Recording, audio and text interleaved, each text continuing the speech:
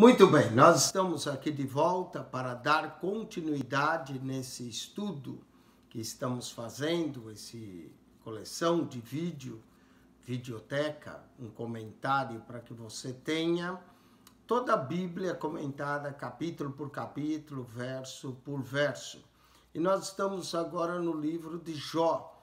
O livro de Jó pode ser dividido em 4 partes: prólogo, que é o capítulo 1 e 2, diálogo, que é o capítulo 3 ao 25, monólogo, que vai do capítulo 26 ao 41, e, finalmente, o epílogo, que é a conclusão do livro, né? Monólogo é quando um só fala. Jó fala extensamente no final, Eliú fala e Deus fala também. E nós vamos, então, dar continuidade nesse estudo maravilhoso que é o livro de Jó. Jó possui 42 capítulos, 1070 versos, e nós vamos encontrar, ele faz parte dos livros poéticos, nós vamos encontrar essa poesia maravilhosa no livro de Jó. Capítulo de número 3, Jó vai amaldiçoar o dia do seu nascimento. Jó não blasfemou de Deus, mas amaldiçoa o dia do seu nascimento. Isso vai do verso 1 ao 10. Jó também diz: por que não morri ao nascer? Não é? Ele desejava ter morrido ao nascer, assim ele não estaria passando por todo esse sofrimento. Isso nós vamos ver do verso 11 ao 19. E finalmente, do verso 20 a 26, Jó diz: por que o miserável continua vivendo? Não é? Nós queremos viver, e o livro de Jó serve como filosofia da vida, do sofrimento. Nós realmente queremos viver essa vida, mas queremos viver bem. Viver de forma miserável, viver sofrendo, é sempre uma pergunta. Por que o miserável, então, continua vivendo, né? Ou por que o miserável continua vivendo? Então vamos para essa sessão do primeiro diálogo. Capítulo 3, Jó fala. Capítulo 4 e 5, ele faz, que talvez é o mais velho, vai falar. Naquela cultura, o mais velho falava primeiro, depois o outro, e depois o outro. Então parece que ele faz é o mais velho, Bildad é o segundo e Zofar é o mais novo. E nós vamos ver que Eliú fala por último, quando os amigos de Jó já não conseguem responder mais a Jó. Então, vamos do capítulo 1, capítulo 3, do verso 1 até o verso de número 10, Jó amaldiçoou o seu nascimento. Diz assim: depois disso, abriu Jó a boca, depois dos 7 dias que eles estiveram sentados. Capítulo 1 e 2, Jó se parece muito com Jesus. Jó é tentado, Jó é provado pelo diabo, da mesma forma como Jesus também foi por um espaço de 40 dias provado pelo diabo. Então, aqui Jó é provado pelo diabo, não é? Depois disso, abriu Jó a boca e amaldiçoou o seu dia. E Jó, falando, disse: pereça o dia que nasci, e a noite que disse foi concebido um homem. Então Jó pediu até que esse dia não entrasse no calendário. Converta-se aquele dia em trevas, e Deus lá de cima não tenha cuidado dele, nem resplandeça sobre ele a luz.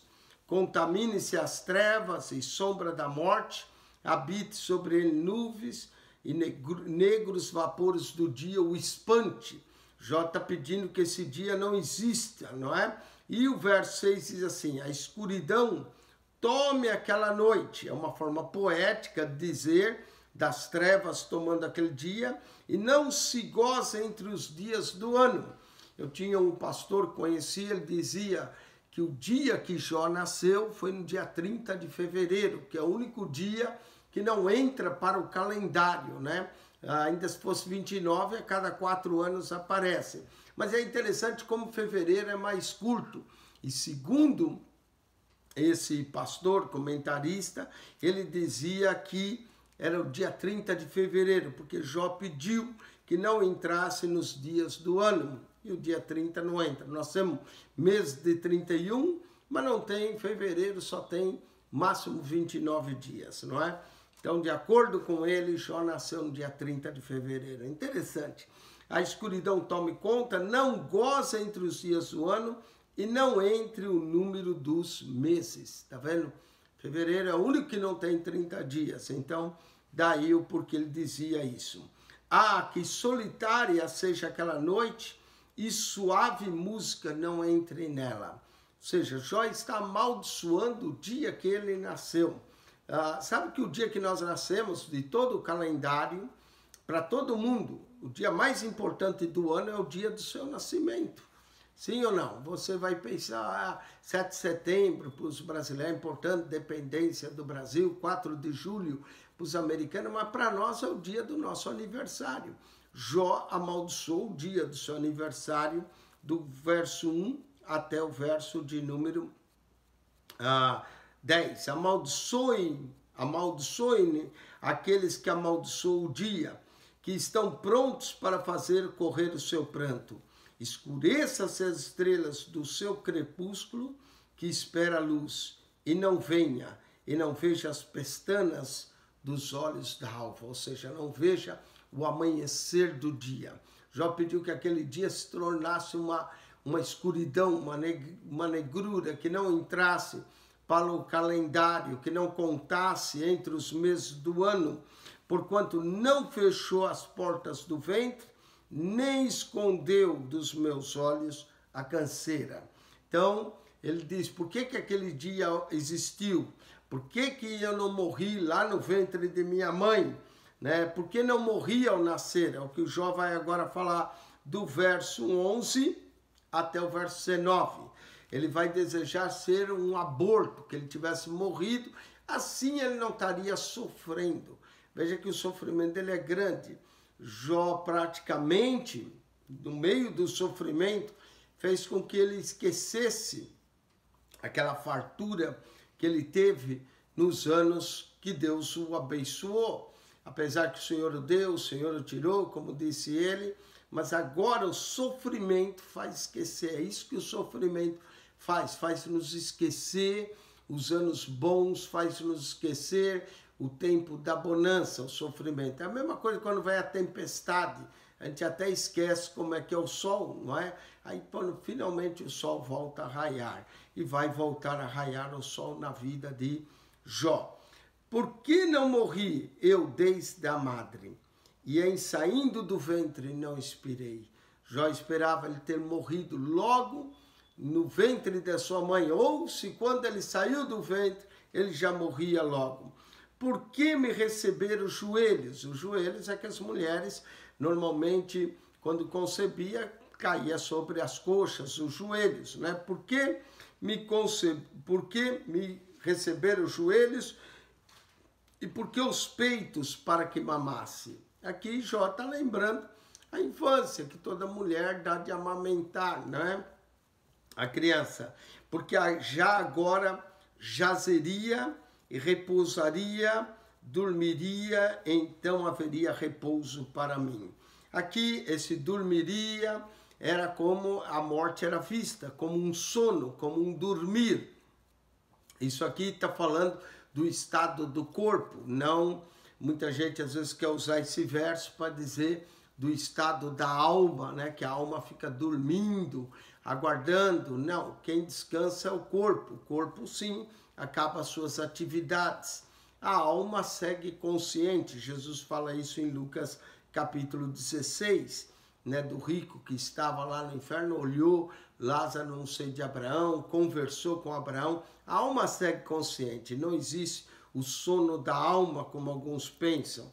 Mas aqui ele está falando do descansar do seu corpo, já repousaria, dormiria, então haveria repouso para mim. Era o que Jó realmente queria, um descanso, uma trégua do seu sofrimento.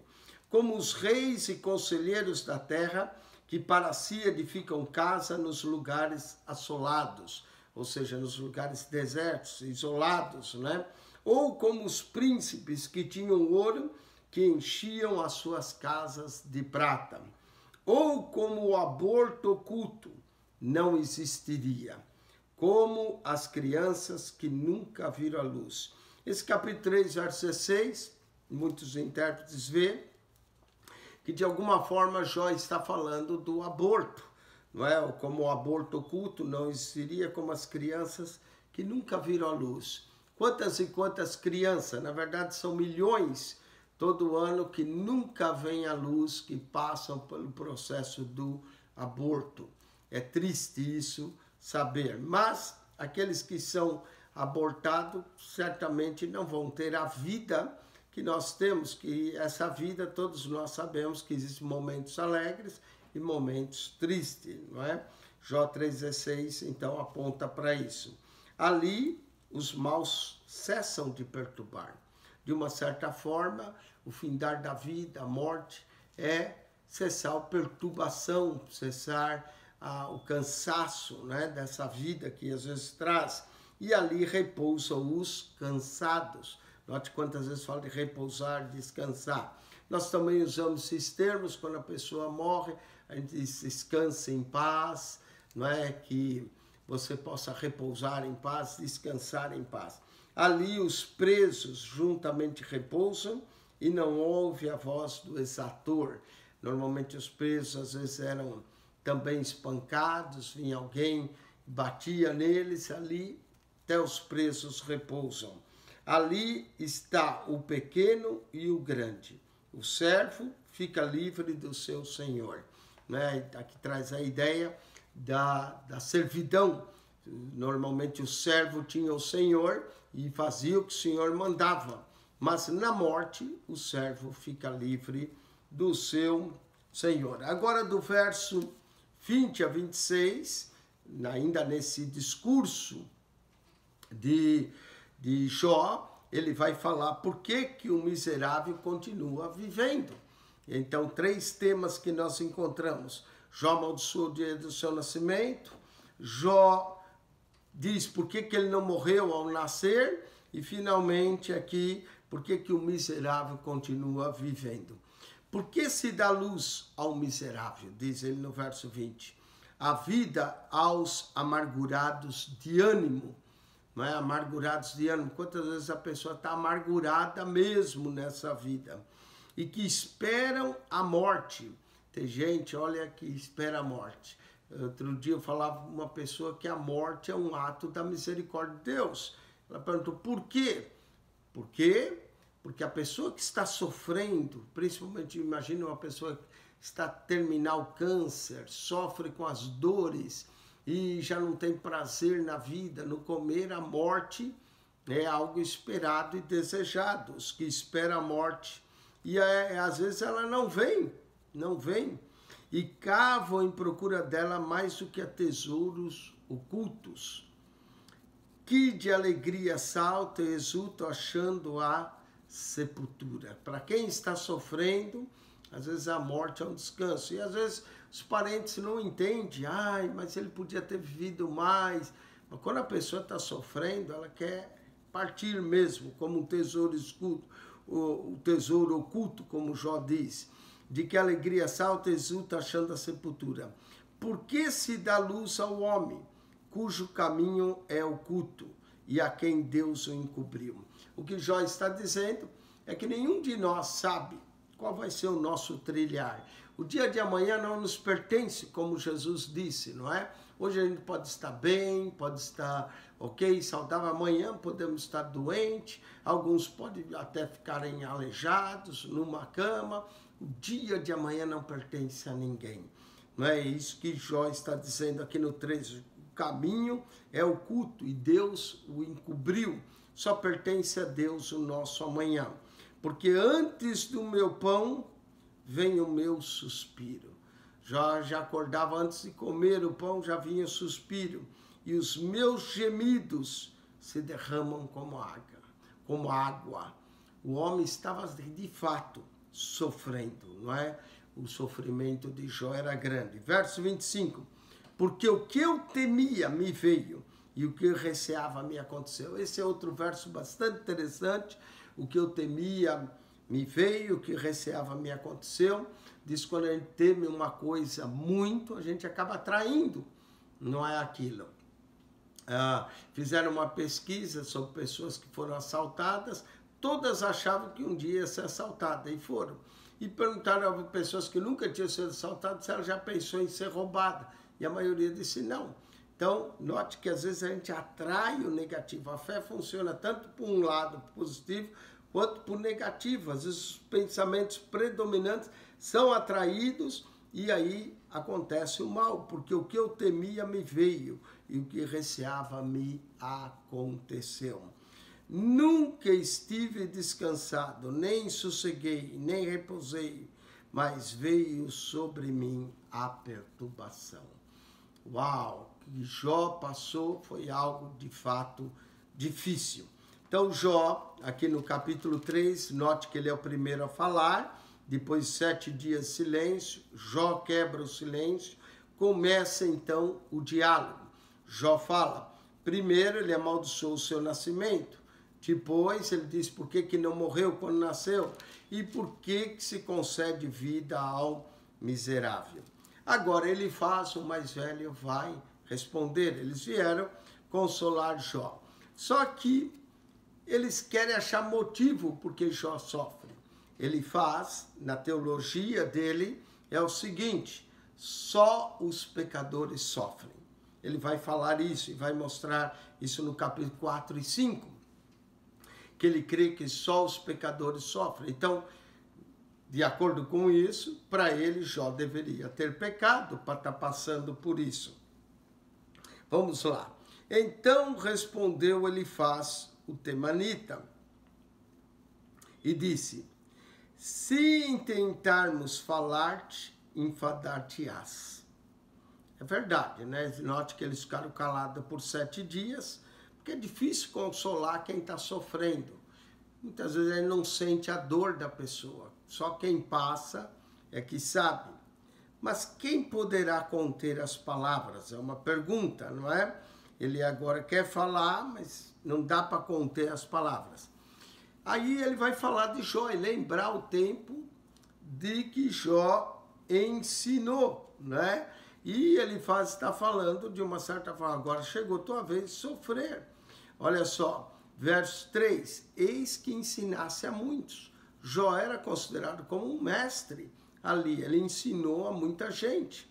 E esforçasse as mãos fracas. Jó não só ensinou, Jó ajudou muita gente na época da sua prosperidade. As tuas palavras levantaram os que tropeçavam. Jó servia como um excelente conselheiro, aqueles que tropeçavam, as palavras dele ajudavam. E os joelhos desfalecentes fortificasses. Então, Elifaz começa elogiando Jó por tudo aquilo que ele fez. Mas ele vai falar, agora chegou a tua vez de sofrer, Jó, né? Mas agora a ti te vem e te enfadas, e tocando-te a ti te perturbas. Não é? Você fez pelos outros, mas agora é sua vez, Jó, de sofrer. Porventura, não era o teu temor de Deus a tua confiança? Lembra que Jó era um homem temente. E ele vai falar, então você confiava era naquele temor que você tinha. E a tua esperança, a sinceridade dos teus caminhos? Lembra-te agora qual é o inocente que jamais pereceu. Olha só, na teologia de Elifaz, se Jó fosse inocente, ele não estaria perecendo. Ou seja, Jó está passando porque ele deve ter pecado, na teologia de Elifaz. E onde foram os sinceros destruídos? Essa é a teologia dele. Segundo eu tenho visto, era baseado numa observação, não era baseado em algo concreto, mas na observação dele. Segundo eu tenho visto, os que lavram iniquidade, semeiam mal e cegam isso mesmo. Essa é a lei do plantar e colher, não é? Aquilo que você planta, você colhe.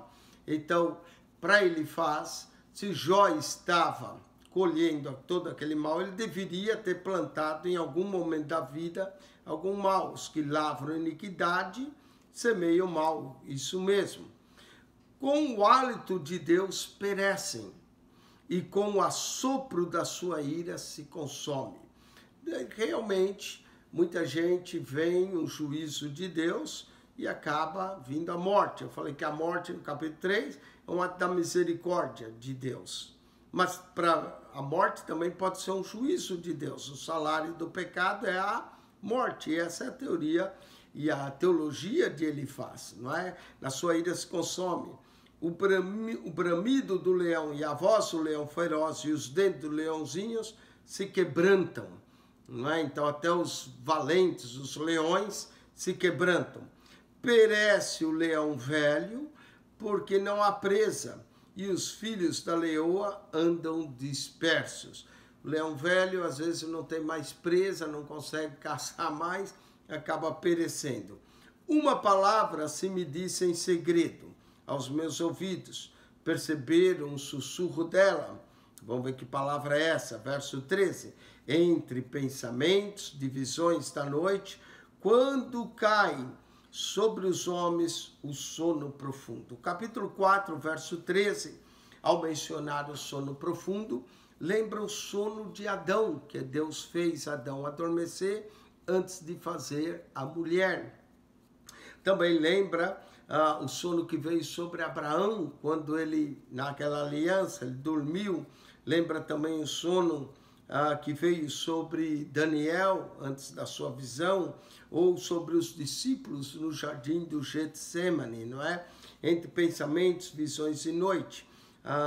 No capítulo 33, verso 15, vai falar que Deus fala com o homem em sonhos, em visões. Então, entre pensamentos e visões da noite, quando cai sobre os homens, o sono profundo, que nós dormimos, acredita que nós entramos em contato com o divino e há sonhos que podem ser verdadeiras revelações de Deus. Sobre me veio o espanto e o tremor, e todos os meus ossos estremeceram. Ele faz conta que numa noite ele teve isso, até estremeceu. Então um espírito passou por diante de mim, fez-me arrepiar os cabelos da minha carne, não é? Quando a gente sente aquele arrepio, a gente sente o arrepio até no pescoço, não é? O arrepio que vem, às vezes principalmente com medo, e ele sentiu isso. Parou ele, mas não conhecia a sua feição. Ele sabia que era um espírito, mas não sabia quem era. Um vulto estava diante dos meus olhos. Olha só a experiência que ele teve. E calando-me, ouviu uma voz que dizia, ele viu o vulto, não viu quem era, não reconheceu a face, dizia, seria porventura o homem mais justo do que Deus? Então, essa expressão que ele teve, seria porventura o homem mais justo do que Deus? É claro que a resposta é não, né? Então, seria porventura o varão mais puro do que o seu Criador? E é claro que essa resposta é não, mas Jó chegou bem perto disso. O próprio Deus deu testemunho da sinceridade, da integridade desse patriarca chamado Jó. Eis que nos seus servos não confia e seus anjos encontram loucura.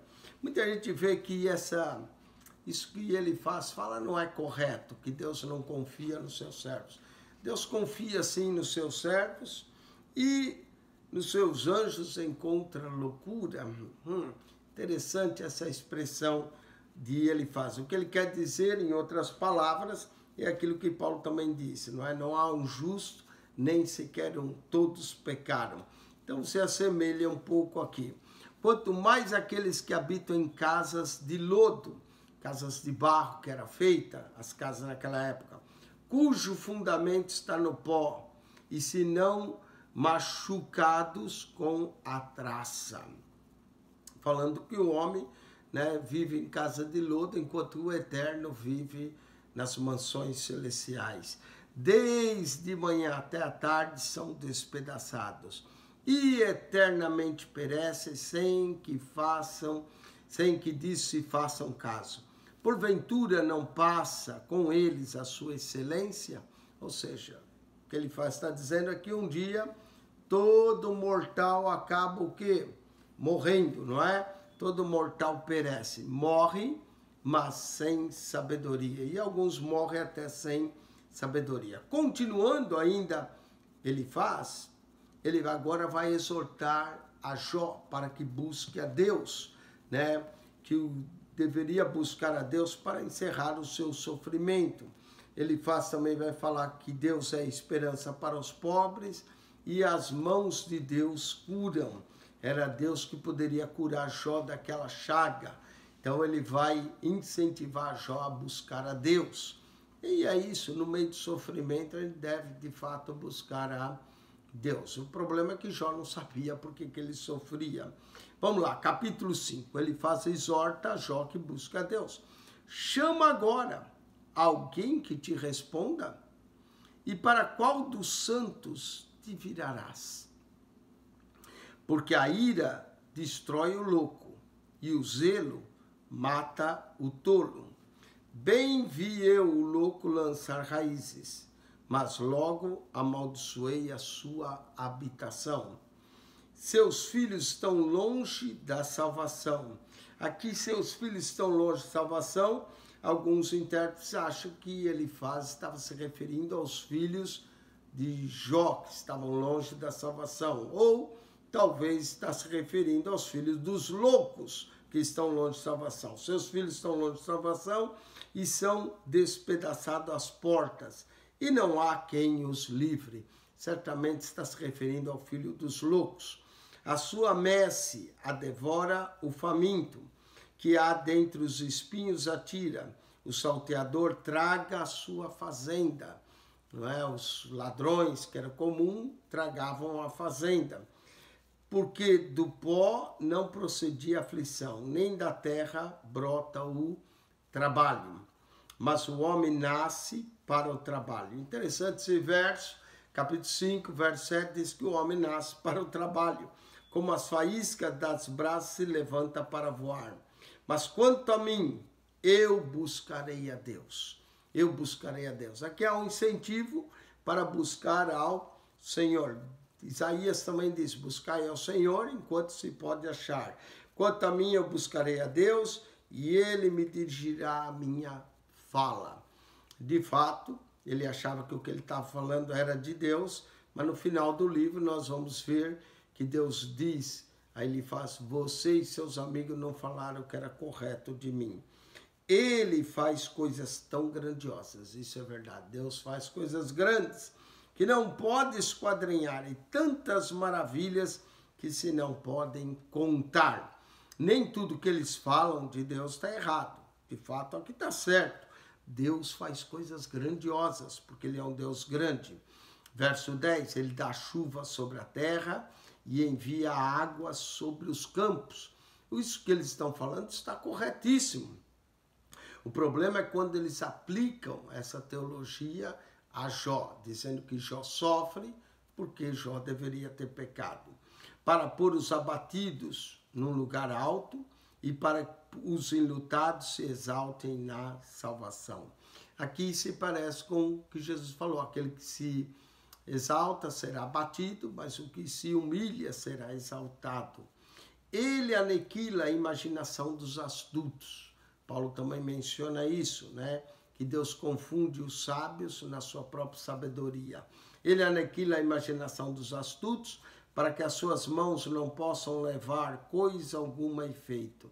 Ele apanha os sábios, aqui ó, que Paulo menciona também no livro de Romanos. Ele apanha os sábios na sua própria astúcia e o conselho dos perversos se precipita. Eles de dia encontram as trevas e ao meio-dia andam como de noite as apalpadelas. Ou seja, o homem que não busca Deus anda em trevas. É basicamente isso que ele faz, está apontando. Mesmo ao meio-dia está em trevas. Mas ao necessitado, livra da espada. Há um Deus que liberta. Livra da espada de sua boca e da mão do forte. Assim, a esperança para o pobre e a iniquidade tapa a sua própria boca. Que verso bonito, né? Há esperança para o pobre. Há, de fato, uma esperança para aquele que sofre. Eis que bem-aventurado é o homem a quem Deus castiga. Isso também diz em Hebreus, que Deus castiga aqueles que recebem como filho, não é? Eis que bem-aventurado é o homem que Deus castiga. Não despreze, pois, o castigo do Todo-Poderoso. Ele acredita que Jó está sendo castigado e por isso ele é bem-aventurado. De fato, é bem-aventurado o homem a quem o Senhor corrige, não é? Mas ele usa o termo castiga e adverte a Jó que não despreze o castigo todo-poderoso. Em outras palavras, ele está dizendo, Jó, você está sendo castigado por Deus, porque ele faz a chaga e ele mesmo a liga. Ele fere e suas mãos curam. Maravilhoso esse verso. De fato, o Senhor é o Deus que cura. A pergunta é se ele faz a chaga, não é? De acordo com aqui, ele fere e ele cura.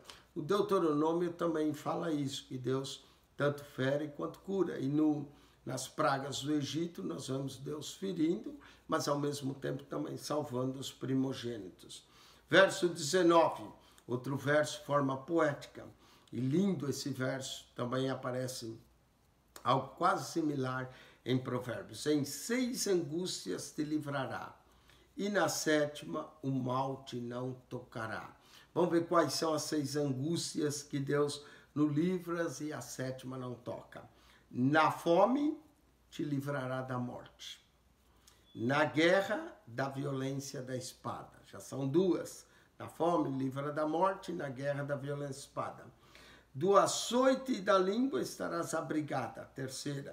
E não temerás a assolação quando vier. A 4ª. Da assolação e da fome te rirás, e os animais da terra não temerás. Então, a assolação, a 4ª, a 5ª, os animais da terra não temerás, porque até com as pedras do campo terás a tua aliança. Normalmente eles construíam altar de pedras, e aqui vai falar, e dos animais do campo estarão contigo, e saberás que a tua tenda está em paz, e visitarás a tua habitação e nada te faltará. Também saberás que se multiplicará a tua semente, a tua posteridade como a erva da terra. Aqui, ó, na velhice virás à sepultura. A promessa que eles acreditavam, longevidade, era uma bênção de Deus. Não é? Aqueles que morriam antes, morriam como castigo de Deus. Mas se alguém vivesse anos, ficasse velho, como nós vamos ver que Jó vai viver depois 140 anos, era bênção. Olha, na velhice virás à sepultura, como se recolhe o feixe de trigo a seu tempo. Ou seja, Deus cumprirá os nossos dias. E o último verso, e a última fala ainda dele faz, ele diz, eis que isso já havemos querido, e assim é. Ele está certo que é desse jeito mesmo. Ele está na mente dele, Deus dá livramento, Deus cumpre os teus dias e pronto. Ouve e medita nisso para o teu bem. Ouve e medita nisso para o teu bem. Muitas coisas que ele fala, nem tudo está errado. O que está, às vezes, incorreto é a aplicação que é feita a Jó. Ele não sabe a razão que Jó está sofrendo. Então, para ele, se está sofrendo, é porque há pecado, há iniquidade. Então, ele diz, me ouve e medita nisso para o teu bem. Muito bem, Jó falou, Elifaz falou. Agora, Jó vai responder o que Elifaz fala. Então, no próximo programa, capítulo 6 e 7, nós veremos a resposta que Jó deu a essa fala de Elifaz. Amém? Jó primeiro falou do seu dia, tudo, e Elifaz então fala, mas agora Jó vai responder o que Elifaz fala. Depois, do capítulo 8, nós vamos ter Bildad falando e, claro, refutando o que Jó fala. E aqui é o diálogo, né? Então, Elifaz fala, Jó responde. Aí Bildad vai e fala. E essa é a primeira sessão de diálogos. Com isso, nós concluímos o capítulo 5, voltaremos para o capítulo 6 e 7 no diálogo, Jó respondendo o que Elifaz falou. Que Deus te abençoe. Que a graça de nosso Senhor e Salvador Jesus seja contigo. Amém.